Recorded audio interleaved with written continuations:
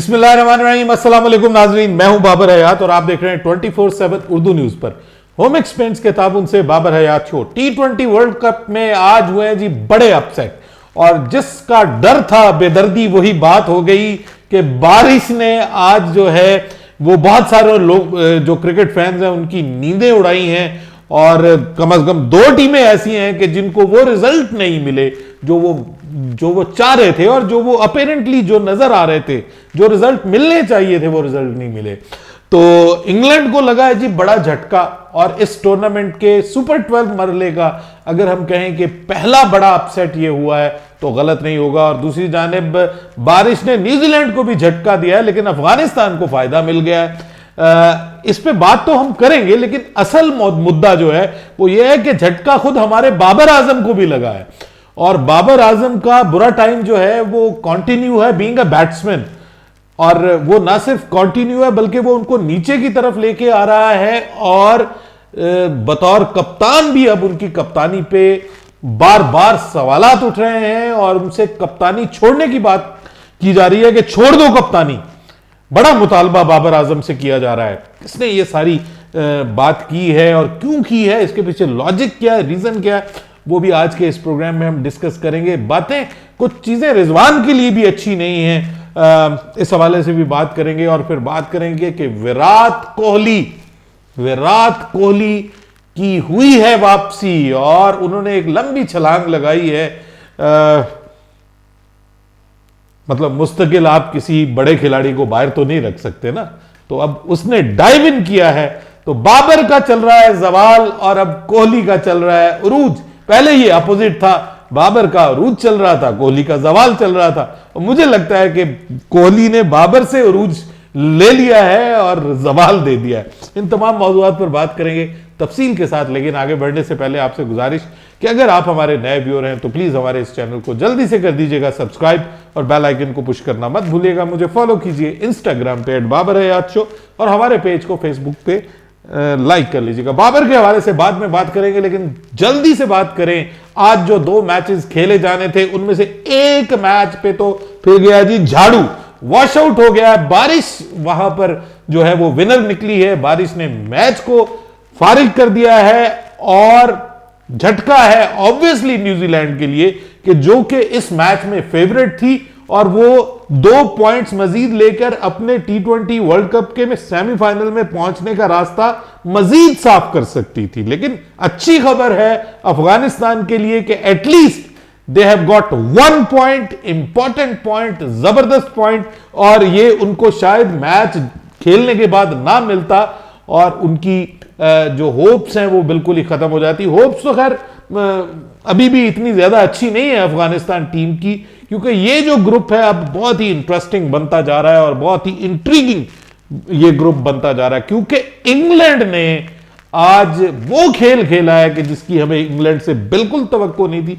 और मैं हैरान होता हूं कि बाज़ औक़ात क्या हो जाता है इन टीमों को कि पूरी की पूरी टीम ही अच्छा नहीं खेल रही होती। आखिरकार इसके पीछे रीजन क्या है? पूरी की पूरी टीम बाज़ औक़ात ऐसे खेलती है कि जनाब वो बाकायदा प्लान करके आए हुए हैं और जबरदस्त खेले हैं और शानदार खेले हैं, और अगली टीम को उठने नहीं देते। और फिर किसी वक्त ऐसा होता है कि वो पूरी की पूरी टीम ऐसे लगता है कि जैसे उनके दिमाग को कुछ हो गया है, उनका दिमाग खाली हो गया है, उनसे कुछ किया नहीं जा रहा। जो वो प्लान करके आए हैं वो बिल्कुल उसके अपोजिट कर रहे हैं। और आज यही हुआ। पहले इंग्लैंड ने जो टॉस जीतकर पहले बॉलिंग का फैसला किया वो तो बिल्कुल दुरुस्त था, क्योंकि मेलबर्न में बारिश थी। मैंने कल रात भी आपको बताया था कि बारिश अब फिर आने जा रही है और ये दूसरे ग्रुप के ऊपर हमलावर होने जा रही है, क्योंकि हमारे ग्रुप पे इससे पहले ये हो चुकी है और जनूबी अफ्रीका की बदकिस्मती बन चुकी है। ये बारिश जो है पहले मैच में ही उनको एक आसान मैच जो तस्वुर किया जा रहा था उसमें उनको 2 की बजाय 1 पॉइंट मिला है। अब यहां पर जो बारिश आई है तो पहले मैच में मैच तो स्टार्ट हो गया, और जो बॉलिंग की है इंग्लैंड ने, यार मतलब इतनी तगड़ी बॉलिंग टीम हम समझते हैं उनको, जबरदस्त बॉलिंग अटैक समझते हैं। फिर फील्डिंग भी, मतलब बॉलिंग में भी डिसअपॉइंटमेंट, फील्डिंग में भी डिसअपॉइंटमेंट। लेकिन यहां क्रेडिट देना पड़ेगा आयरलैंड की टीम को कि जिन्होंने इस ग्राउंड में तकरीबन पाकिस्तान और इंडिया वाला टारगेट जो है वो सेट कर दिया। 157 तकरीबन वही टारगेट था जो पाकिस्तान इंडिया मैच में सेट किया। तो यहां पे उनके बल्लेबाजों को क्रेडिट देना पड़ेगा जो कि ड्यू है उनके लिए। उन्होंने बहुत अच्छा खेला अपने हिसाब से, लेकिन जवाब में जो उनकी बैटिंग सामने आई है इंग्लैंड की, यार ये बैटिंग है, ये बैटिंग होती है वर्ल्ड चैंपियन की, एक दफा का वर्ल्ड चैंपियन। और इस तरह की बल्लेबाजी के जब आपके बड़े बड़े बल्लेबाज, बड़े बड़े नाम, वो कहते हैं ना नाम बड़े और दर्शन छोटे, वो वाला आज हिसाब किताब नजर आया है कि ना जनाब एलेक्स हेल्स कुछ करते हुए दिखाई दिए, फजूल शॉटें खेल कर आउट हुए हैं। जॉस बटलर को देख लीजिए, एलेक्स हेल को देख लीजिए, एक वो डेविड मलान जो है वो भी बस ऐसे ही थे कि पता नहीं, मैं उनसे भी कुछ खेला ही नहीं जा रहा था, कुछ बैटिंग ही नहीं की जा रही थी।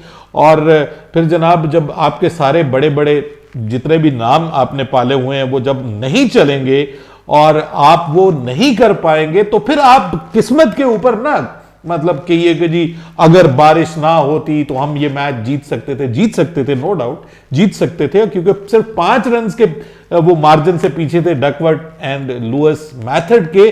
तो फिर उनको इस हिसाब से देखना चाहिए था ना, मतलब मोइन अली आके ये कोशिश कर रहे थे, लेकिन पिछले जो 5 बल्लेबाज है वो क्या करके गए हैं सर, ये सवाल उठता है ना, वो किस लेवल की, किस क्वालिटी की क्रिकेट खेल के गए। ये एक रियल मीनिंग में आप इसमें बारिश को दखल अंदाज कर सकते हैं, लेकिन सर ये कोई that was not a competition at all. जब आप इस तरह का कंपटीशन करते हैं तो फिर किस्मत भी आपका साथ नहीं देती, क्योंकि फॉर्चून फेवर्स द ब्रेव्स, और ये ब्रेवरी वाली इनिंग्स भी नहीं थी और बैटिंग भी नहीं थी और फिर बॉलिंग भी नहीं थी इंग्लैंड की जानिब से। तो डिजर्व करती है आयरलैंड के जो आज का वो मैच जीते हैं। और ये जो आयरलैंड देखिए, ये अब पांडा पन्नने वाली जो है वो टीम बन गई है। पहले इन्होंने 2 बार के वर्ल्ड चैंपियन वेस्ट इंडीज का सफाया किया, अब इन्होंने 1 बार के वर्ल्ड चैंपियन इंग्लैंड का सफाया कर दिया। अब अगले वर्ल्ड चैंपियन भी देख लें फिर सर कि उनके साथ क्या हो सकता है। ये मत समझिएगा कि ये काम आसान है। और परेशानी की खबर ये है कि इंग्लैंड अब जो है वो दूसरे से तीसरे नंबर पे आ गई है इंग्लैंड की टीम। और ऑस्ट्रेलिया को बहुत खुशी होगी इस मैच से, क्योंकि ऑस्ट्रेलिया को इंग्लैंड का ही टाकरा था इसमें ग्रुप में, और अब ये जो मैच जीत गई है आयरलैंड इंग्लैंड से, इससे इंग्लैंड के भी 2 पॉइंट जाया हुए हैं। और अब ऑस्ट्रेलिया और इंग्लैंड का जो मैच है वो बहुत इंटरेस्टिंग है, वो बहुत इंटरेस्टिंग होने जा रहा है। जुमे के रोज वो मेलबर्न के मैदान में ही होगा, और मजे की बात यह है कि वहां पे मेलबर्न में जुमे को भी बारिश है। अब अगर इन दोनों का मैच धुल जाता है या बीच में वो कहीं मसला बनता है, बारिश का मतलब आना जाना लगा रहता है, और उसमें कोई भी टीम जो है वो किसी भी टीम के हक में वो बारिश बन सकती है। सो जनाब बारिश बहुत इंपॉर्टेंट रोल प्ले करने जा रही है न्यूजीलैंड के लिए। बहरहाल फिर भी एक तसल्ली की खबर यह है कि कम से कम वो 1 पॉइंट तो ले उड़े, और अभी भी वो ग्रुप में टॉप पे हैं, और न्यूजीलैंड के ऑब्वियसली अभी 3 मैचेस पड़े हुए हैं। सो न्यूजीलैंड के लिए मेरे ख्याल में को बहुत बड़ा अभी परेशानी का मामला नहीं है, लेकिन इंग्लैंड के लिए परेशानी का मामला है। ऑस्ट्रेलिया के लिए खुशी की खबर है, और श्रीलंका भी अब देखिए 1 प्लेस ऊपर चला गया, दूसरे नंबर पे आ गया। सो एक अजीब सी खिचड़ी सी मची हुई है यहां पे। अब पाकिस्तान, इंडिया, साउथ अफ्रीका तीनों टीमें कल खेलने जा रही हैं। उनका क्या हाल होने जा रहा है उसके मौसम के ऊपर अगली वीडियो में हम बात करेंगे, कुछ प्लेइंग 11 के हवाले से भी बात करेंगे। पाकिस्तान ने फाइनल कुछ प्लेइंग 11 का फैसला किया है, वो भी आपके साथ शेयर करूंगा। लेकिन अरे मियां बाबर आजम को क्या हो गया? बाबर आजम जो है वो अब पीछे से पीछे जा रहे हैं। बाबर आजम को लगा है बड़ा झटका। T20 रैंकिंग में हम कहते थे जी एक पहले नंबर पे है, दूसरा तीसरे नंबर पे है। अब ये हमें चेंज करना पड़ेगा। एक पहले नंबर पे जरूर है, लेकिन जो दूसरा है बाबर, वो अब चौथे नंबर पे चला गया है। और बाबर आजम को अब जनाब जो झटका लगा है बेसिकली वो डेवन कॉनवे की वजह से लगा, क्योंकि डेवन कॉनवे जो है वो उन्होंने समझ लें कि बाबर आजम को उन्होंने नीचे किया है। तीसरे नंबर पे ऑलरेडी बाबर आजम थे, तो वो बाबर आजम को भी उन्होंने नीचे किया। उन्होंने डेवन कॉनवे ने सूर्या कुमार यादव को भी 1 पॉइंट नीचे कर दिया, यानी ये दूसरे और तीसरे नंबर पे SKY और बाबर आजम थे। और अब ये दोनों जो है वो तीसरे और चौथे नंबर पे आ गए, और दूसरे नंबर पे डेवन कॉनवे ने जो है वो जगह बना ली है। और यूं प्रॉब्लम ये बना है कि जो पॉइंट्स हैं वो भी काफी ज्यादा कम हो गए हैं। असल मसला ये है कि जो पॉइंट्स है ना जी, वो भी काफी ज्यादा कम हो गए हैं, और रैंकिंग पॉइंट्स, और बाबर आजम के रैंकिंग पॉइंट्स अब आ गए 799 पे, यानी ये नीचे चले गए हैं। और 828 पे इस वक्त मौजूद हैं सूर्या कुमार यादव तीसरी पोजीशन पे, और दूसरी पोजीशन पे डेवन कॉनवे जो हैं वो 831 पॉइंट्स लेकर ऊपर आ गए। सो ये दूसरी और तीसरी पोजीशन के दरमियान तो मार्जिन कम है, लेकिन बाबर आजम और सूर्या कुमार यादव के दरमियान मार्जिन अब काफी बढ़ गया। अब आ जाए मोहम्मद रिजवान के हवाले से, तो मोहम्मद रिजवान पहली पोजीशन पर तो मौजूद हैं 849 पॉइंट्स के साथ, लेकिन इनका और डेवन कॉनवे का जो आपस का है जी वो मार्जिन, वो सिर्फ रह गया 831। आज जो मैच उनका वैसे नहीं हुआ, तो मुमकिन है इसकी वजह से भी कोई फर्क पड़े उसकी रेटिंग के ऊपर, रैंकिंग के ऊपर, लेकिन फिर भी देखिए कि सिर्फ समझ लें कि 19 पॉइंट्स का फर्क है, 18 पॉइंट्स का रादर फर्क रह गया है। और ये फर्क अगर रिजवान फिर एक आध बार नाकाम हो गए तो हु नोज कि ये T20 world cup Babar Azam और मोहम्मद रिजवान दोनों के लिए प्रॉब्लम बने। लेकिन कोहली के लिए खुशी की खबर है, कोहली साहब जनाब एशिया कप से पहले रैंकिंग में 35वें नंबर पे थे, एशिया कप के बाद वो आए 15वें नंबर पे, ठीक है। और अब T20 वर्ल्ड कप में एक मैच में पाकिस्तान के खिलाफ जो उन्होंने 82 रन की इनिंग्स खेली है, वो कहते हैं मेरी जिंदगी की यादगार तरीन इनिंग्स है। और उस जैसी इनिंग्स, ऑब्वियसली बहुत हाई क्लास क्वालिटी की innings, under pressure from nowhere अपनी टीम को जितवाना, वो उनको ले आई अब T20 रैंकिंग में 9वें नंबर के ऊपर, 9th place in T20 ranking. और समझ लें कि विराट कोहली ऊपर की तरफ, बाबर नीचे की तरफ। और ये बाबर की जो प्रॉब्लम बनी हुई है वो सिर्फ उनकी ये बैटिंग परफॉर्मेंस नहीं है, उनकी कप्तानी के ऊपर भी अब बड़े बड़े सवालात उठ रहे हैं। मोहम्मद हफीज ने, जो कि बाबर के साथ पिछला T20 वर्ल्ड कप खेले थे, पहले उन्होंने बाबर की कप्तानी के ऊपर बात की कि बाबर बतौर कप्तान एक ही किस्म की गलतियां हर इंपॉर्टेंट मैच पे जो है वो दोहराता है, और पाकिस्तान हारती है, पाकिस्तान की टीम।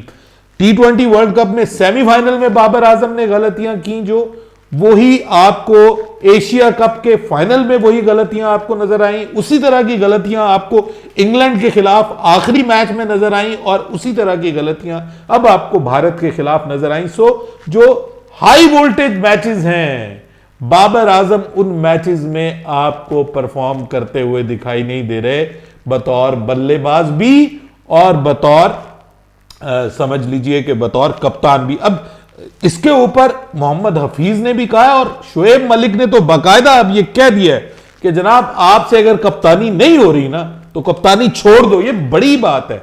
शोएब मलिक और बाबर आजम की आपस में बड़ी यारी थी, और शोएब मलिक ने यह कहा था कि बाबर आजम मुझे जो है, जब तक वो नहीं मुझे कहेंगे मैं जो है वो रिटायरमेंट नहीं लूंगा, ठीक है।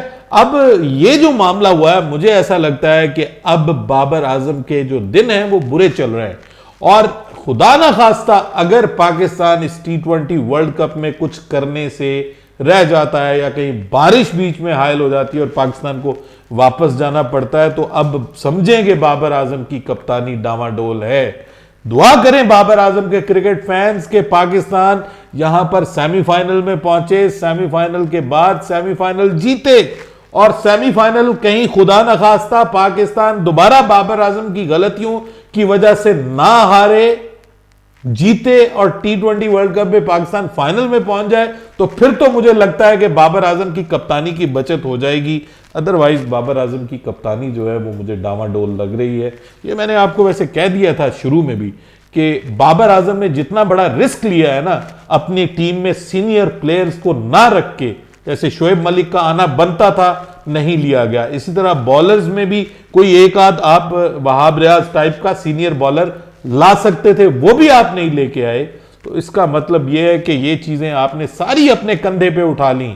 रमीज राजा चाह रहे थे कि कोई ना कोई चेंजेस हो टीम के अंदर, आप उनकी भी बात नहीं मानी, आपने मोहम्मद वसीम की बात भी नहीं मानी। तो इसका मतलब अब ये जो कुछ होगा T20 वर्ल्ड कप में, अगर पाकिस्तान जीत भी जाता है तो उसका क्रेडिट भी बाबर आजम को मिलेगा, और अगर नहीं जीतता, पाकिस्तान बाहर हो जाता है, खुदा ना खास्ता, अल्लाह ना करे, अल्लाह ना करे, ये बड़ी औखी चीज है हजम करनी कि हमारी टीम नीचे आ जाए, बाहर आ जाए।